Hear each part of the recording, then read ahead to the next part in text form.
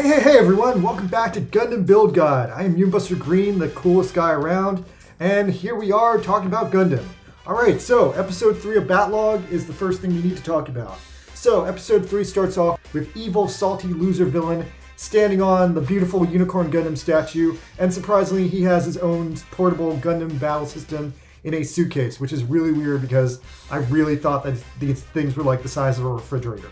Anyway, the villain gets all angry at the main characters who escaped from his junk data attack, so he destroys a bunch of Gunpla and then re-releases them as his own personal bad guys. And he has this amazing Vidar Wing Zero kit bash. He has this like chibi Rick Diaz guy. And anyway, he releases them up against Sana and Toma, but the Vidar Wing Zero dies instantly. Then there's like a Musha Zaku and a guy. I feel like these have got to be someone's breaker units by now, and spoilers, they are. Anyway, they all died super fast, and then even more shit comes out.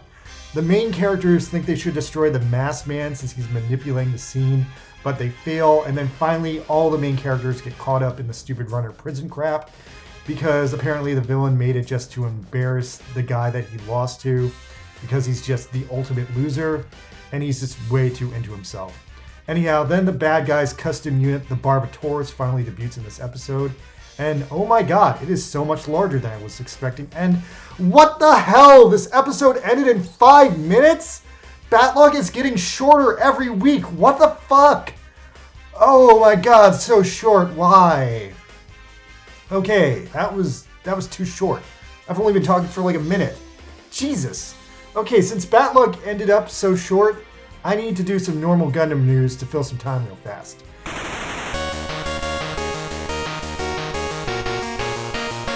Hey guys, bad news. Have you ever been to the Gundam Cafe in Japan? Well, if you haven't, you're never going to, because they're all shutting down, I think. I'm getting conflicting reports that they're trying to keep the original one in Akihabara open, but that was the oldest one. It's like existed for 10 years. They've made some other ones since then, and those are all shutting down definitely. Now, I myself have been to the Gundam Cafe because 10 years ago I lived in Tokyo. And it's honestly not my favorite Gundam spin-off product. It's actually less fun than being in a Gundam model shop because it's essentially a fancy sit-down restaurant that sells nothing but extremely overpriced, extremely cutesy, slightly unappetizing, slightly unfulfilling Gundam food. Now, I hate cutesy food because if it looks better than it tastes, why are you going to eat it at all? On top of that, the Gundam Cafe was a really weird place. Whenever I went in there, I was like the only person in there. It was weird. It had a bunch of expensive Gundam spin-off products, but they were all like stupid. It was all really weird shit, like Gundam flavored coffee and like forks with little Gundams on it. Not like t-shirts or something practical I would actually buy.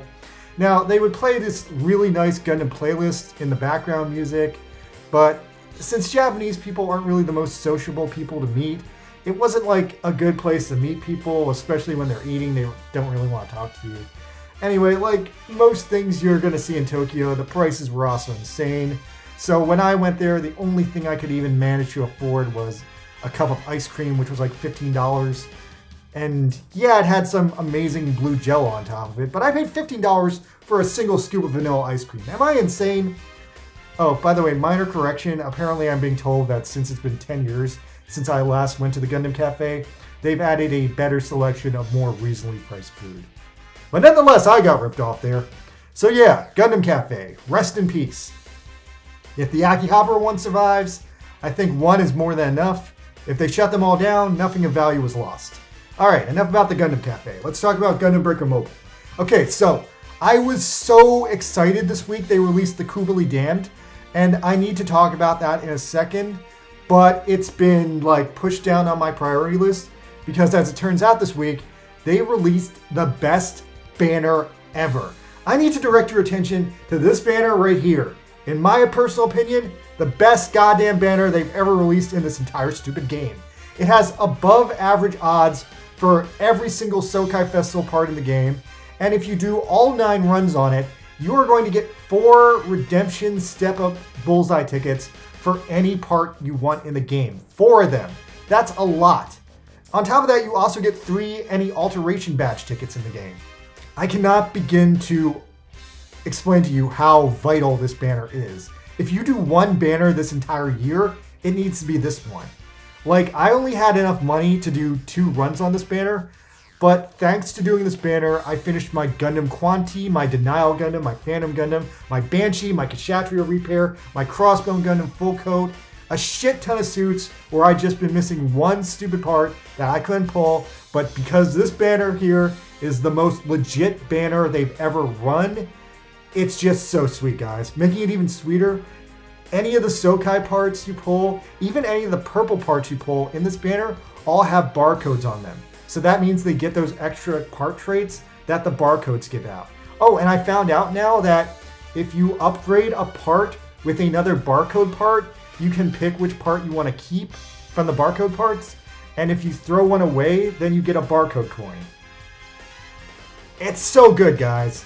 Like, with all these sweet, sweet parts, I was able to get some really good shit. On top of that, I was able to get alteration exchange tickets to alter a bunch of critical parts I've just been like sitting on. I finally altered the entire Tall Geese 3 and almost the entire Turn A Gundam. God damn, why couldn't they release Camille Badang this week? This week there's actually good shit to pull on. Ugh. Alright, now there's also this other suspicious banner next to it. Don't pull on this one, guys. I don't like this one. This one just doesn't seem as good to me. Anyway, all that behind us, we need to talk about the Kubali Dam, because goddamn, I wish this thing had come out last week too, because I officially love this suit. So the Kubali Dam, for those who have not seen it before, is from a currently very strange, ongoing Gundam side novel series to Build Divers, the hilarious and strangely named Jim and Balls World Cup Challenge. It's kind of a Sword Art Online kind of series where they can't log out, about a guy stuck in a gym and a guy stuck in a ball, trying to survive in chaotic Build Diver world. But what's cool about the series is it actually recycles a lot of real-world custom Gunpla designs, and that's where the Kubali Dam comes into play.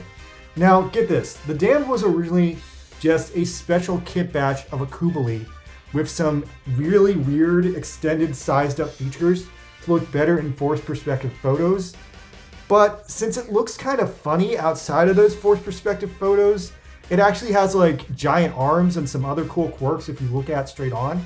So anyway, in this series they canonized it, and it randomly became like so popular that actually this month Bandai is pushing this thing super hard. It's actually getting a premium Bandai Master Grade release under the strangely suspicious curse word free name of the Kubali Embellier. What the fuck is an Embellier? Embellier? I can't even say that. Like, what the damn is an Embellier? Anyway, so because of the synergy, again, between the Master Grade releases and Gundam Breaker Mobile, that's why it's the drop suit this week, because they're trying to get people thinking about it to maybe buy the Master Grade. But interestingly enough, it was only actually added to this game as part of the secret update last week. And I'm not going to buy the model, but fuck it, it's a really cool design, so that's why I was so happy to pull it. Because it's essentially a Kubali on steroids. And it reminds me of something really specific I can't put my finger on. Does it look like the prototype Quebly? Oh my god, I figured it out. Guys. Okay, I get it now. Check this out. The Kubali Damned is actually based on Mamoru Nagano's original concept for the final Kubali, where it was actually a much bigger Psycho Gundam scale suit. That's why it has these giant arms. That's why it has the weird desaturated color scheme. That's what it's actually trying to be. Oh, the shit. I gotta do this as a goddamn custom paint job now if I pull the rest of this thing. Wow, now that I figured that out, I love this thing even more than I did like 3 seconds ago. I love it so consciously now. Unfortunately, when I pulled on it, I did 5 pulls and I ended up getting 3 copies of its goddamn head and 1 copy of its torso, and I didn't get the arms. The arms were the main thing I wanted. Anyway, it's a purple rarity suit, so I'm not going to go crazy on it. And unfortunately, I already did my extra pulls on that crazy super good banner. So I'm just going to stand by and complete it in a few weeks, but I straight up love this thing. I love it more than ever now that I know it's a Nagano design. Anyway, apart from all these crazy banners, we have a really cool new week of events again. So the events this week cover Battlogue Episode 3 from Yuri and her boyfriend's perspective, which depresses me because that makes me think Yuri is probably not going to get any more screen time in Battlogue. Anyway, they react to the Chimera Gunpla with confusion and annoyance because they think they're really cool, but they also know they're evil. And also they're kind of conflicted because they're recycled from shit that they paid money for. So, they're all like very confused by Chimera Gunpla.